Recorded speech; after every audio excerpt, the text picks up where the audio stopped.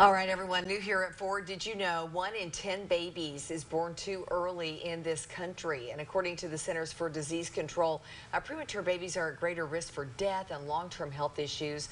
The cause is often unknown, but there are steps moms can take to reduce risks. And joining us now is Dr. Melinda Harris, neonatologist at Children's Hospital. Thank you for being with us, and thank you for all you do for these babies. Oh, thank you for having me. Oh, goodness, of course. And first of all, for people who don't know, what exactly is considered premature? So premature birth is considered any birth before 37 weeks, so more than 3 weeks early. Oh, wow. Okay. And that's a big difference maker, of course, yes. to put it simply. What kinds of preemies often require care in the NICU? So several different things we do in the NICU to take care of preemies. The first is sometimes preemies don't have enough body fat to keep themselves warm, so they often require an incubator to be put in to help keep them warm until they grow that body fat. Yeah. Other things they may need help with are eating. Sometimes they can't eat by mouth and they need a feeding tube.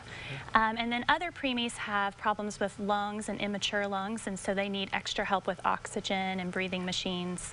And those are probably the biggest things. Sometimes they need IVs to help with blood sugar management as well. Goodness. So all kinds of things that work together and against. Yes, exactly. Yeah.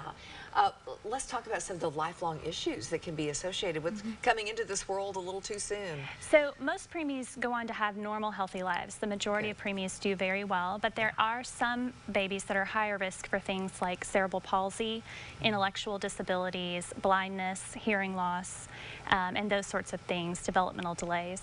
I mentioned earlier, a lot of times the cause is not known. Sometimes you do know the cause. The big question is, can this be prevented? So we can't prevent all preterm birth. We would love to say that there was a magic cure for preterm birth, but there isn't at this point. But there are some things people can do to help reduce the risk of preterm birth. Getting routine prenatal care, going to the obstetrician at the routine visits is really important for a healthy pregnancy. Avoiding an elective early C-section is also really helpful, especially for helping those lungs develop. And then the third thing is trying to avoid taking any sort of non-prescribed drugs, illegal drugs, drinking, and other risk-taking behaviors during pregnancy. Certainly, certainly. And before we let you go, let's end on an up note.